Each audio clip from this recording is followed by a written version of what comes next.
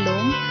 जिवंत गोड येशूच्या नावात आपल्या सर्वांचे मार्गाकरिता प्रकाश कार्यक्रमात सहर्ष स्वागत करीत आहोत.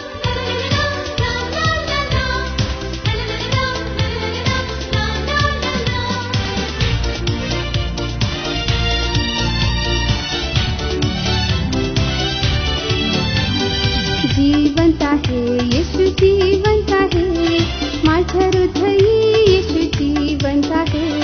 संकटी तो माझा आधार, येशू सदा जीवंत आहे. जीवंत आहे येशू, जीवंत आहे माझ्या हृदयी येशू, जीवंत आहे. संकटी तो माझा आधार, येशू सदा जीवंत आहे.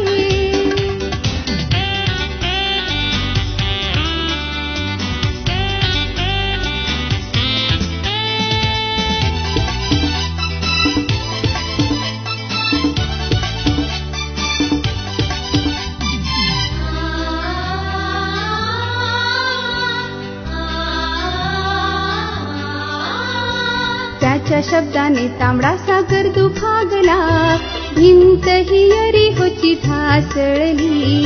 त्याच्या शब्दाने अंधदृष्टी पावला, स्पर्शाने त्याच्या कोडी झाला बरा. जीवंत आहे येशू, जीवंत आहे माझ्या हृदयी येशू, जीवंत आहे. संकटी तो माझा आधार, येशू सदा जीवंत आहे.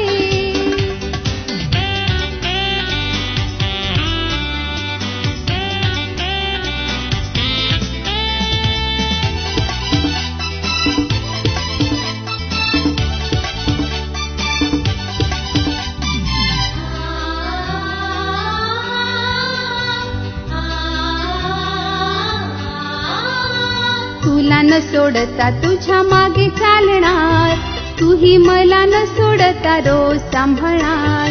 मृत्यूदिनी प्रभू तू स्वीकारून घे, आपुला जवळ स्वर्गात मला.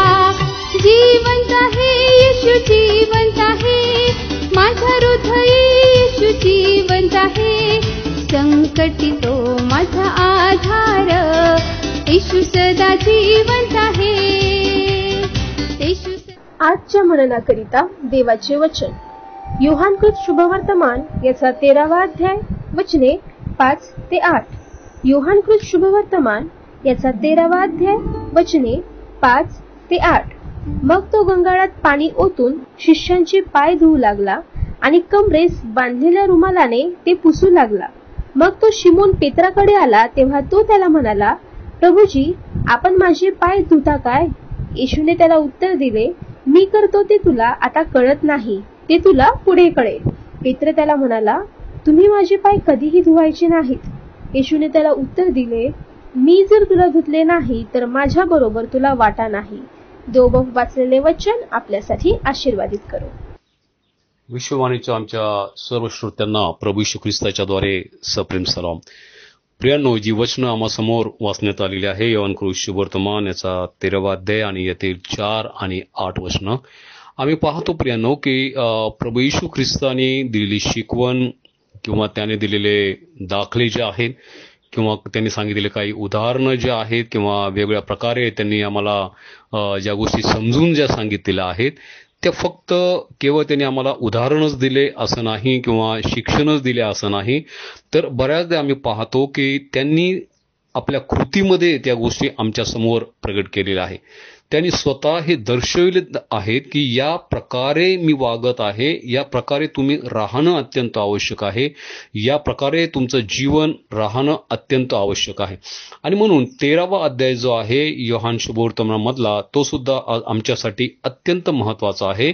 या अध्यायामध्ये आम्ही पाहतो की प्रभू येशू ख्रिस्त नम्रतेचं उत्तम आणि एक उदाहरण स्वतः त्या ठिकाणी प्रगट करत आहे. आणि ते म्हणजे की भोजन झाल्यावरती त्यांनी आपल्या शिष्यांना बोलवलं आणि एका गंगाळामध्ये त्यांनी पाणी घेतलं, कमरेला त्यांनी रुमाल बांधला आणि शिष्यांना एक एक शिष्यांना त्यांनी बसवत त्यांचे पाय तो धुवू लागला.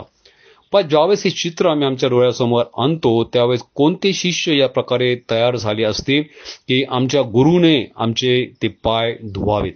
परंतु प्रभूने सर्वांना या गोष्टी सांगितल्या की हे करणं मला अत्यंत आवश्यक आहे, यासाठी की ह्या प्रकारची नम्रता त्याच्या शिष्यांमध्ये असावी. आणि म्हणून त्यांनी एक एक शिष्यांना तेथे बसवलं आणि सर्वांचे त्यांनी पाय धुतले. त्या गंगाळामध्ये त्यांनी त्यांचे पाय ठेवले, पाणी टाकलं, ते आपल्या हाताने स्वच्छ केले, आपल्या रुमालाने ते पाय धुतले. आणि या प्रकारे आम्ही पाहतो की सर्व एक एक शिष्यांचे पाय त्यांनी धुवून आम्हाला एक उत्तम आणि चांगलं उदाहरण आमच्या आयुष्यामध्ये या प्रकारे घालून दिलेलं आहे. त्यानं पाय धुणं याचा अर्थ आहे की त्या व्यक्तीवरती आम्ही अत्यंत मनापासून प्रेम करतो, अत्यंत अंतःकरणपूर्वक आमची प्रीती जी आहे ते आम्ही त्याच्यावरती प्रगट करतो. पाय धुणं याचा अर्थ आहे की त्या व्यक्तीसमोर आम्ही नम्र होणं.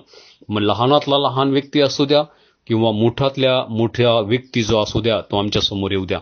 पाय धुणं याचा अर्थ आहे की आम्ही ती सेवा करणं, ही अत्यंत महत्वाची सेवा आहे. अनेकांना सेवा आवडते, परंतु अनेक जण फक्त पुलपीटची सेवा करतात, खुर्चीची सेवा करतात, पैशांची सेवा करतात आणि त्यांना ऐश आणि आराम त्या सेवेमध्ये त्यांना हवा आहे. परंतु आमच्या प्रभूने ही सेवा करण्यासाठी त्याला नमावं लागलं, त्याला गुडघे टेकावं लागले, त्याला शिष्यांच्या पायापर्यंत त्याला जावं लागलं, शिष्यांचे पायाला त्यांना हात लावावं लागलं. प्रियानो, ही खरी सेवा जी आहे त्याचं उदाहरण आमचा जिवंत पवित्र प्रभू येशू ख्रिस्त याने आमच्या समोर दिलेला आहे. काय आज आम्ही आमच्या जीवनामध्ये जगत असताना इतक्या खाली आम्ही येतो की सेवा करण्यासाठी? का या प्रकारच्या सेवेसाठी आम्ही तयार आहोत का? का त्या लोकांवरती आम्ही प्रीती करतो की जे आमच्या विरोधात आहे, जे आम्हाला त्रास देतात, जे आम्हाला सताव देतात? अनेक वेळेस अशा लोकांना आम्ही निग्लेक्ट करतो किंवा त्यांच्यापासून आम्ही दूर जात असतो. यहुदा हा त्यापैकीच होता. पवित्र शास्त्र सांगतं की हे पाय धुताना यहुदा पण त्यांच्यामध्ये होता आणि तरी सुद्धा प्रभूने त्याचे सुद्धा पाय धुतलेले आम्हाला दिसून येतं. प्रियानो, आज आम्हाला आमचं अंतःकरण पडताळून पाहण्याची गरज आहे. आमचं अंतःकरण पाहण्याची गरज आहे की का आम्ही त्यांच्यावरती प्रीती करतो की जे आमच्यावर प्रीती करत नाही. आणि खरंच ज्यावेळेस आम्ही प्रभूची ही सेवा आम्ही आत्मसात करतो, प्रभूच्या या सेवेला आम्ही हाक देतो, प्रभूच्या या सेवेला आम्ही प्रतिसाद देतो आणि प्रभूच्या पावलावर पाऊल ठेवून इतरांच्या पायाला स्पर्श करून त्यांचे पाय धुण्याची ज्यावेळेस आम्ही तयारी करतो, त्या निश्चितच या सर्वांसाठी आम्हाला स्वर्गातून आशीर्वाद मिळाल्याशिवाय आम्हाला राहणार नाही. आमचं जीवन आशीर्वादित झाल्याशिवाय राहणार नाही, आमचं कुटुंब आशीर्वादित झाल्याशिवाय राहणार नाही, आमची सेवा आशीर्वादित झाल्याशिवाय राहणार नाही. प्रभू करो आणि ही नम्रता तुमच्या आणि माझ्या जीवनामध्ये येऊ. आमेन. प्रार्थना करूया. प्रभू, आम्ही तुझी स्तुती करतो, धन्यवाद करतो दे बापा. प्रभू, आज आम्हाला त्या नम्रतेची गरज आहे की आम्ही आमची नम्रता लोकांसमोर आम्ही दाखवावी, तुझ्यासमोर आम्ही दाखवावी. प्रभू, ते मन, ते अंतःकरण आम्हा प्रत्येकांना दे. येशूच्या नावाची प्रार्थना केली म्हणून तो आहे. आमेन. जीवंत आहे, संकटी तो माझा आधार. येशू सदा जीवंत आहे, येशू सदा जीवंत आहे, येशू सदा जीवंत आहे, येशू सदा जीवंत आहे. मागा म्हणजे तुम्हास दिले जाईल, शोधा म्हणजे तुम्हास सापडेल, ठोका म्हणजे तुमच्यासाठी उघडले जाईल. आमचा टोल फ्री नंबर 1-800-2700-333. आम्ही आपणासाठी या नंबरवर प्रार्थना करण्यास उपलब्ध आहोत. धन्यवाद.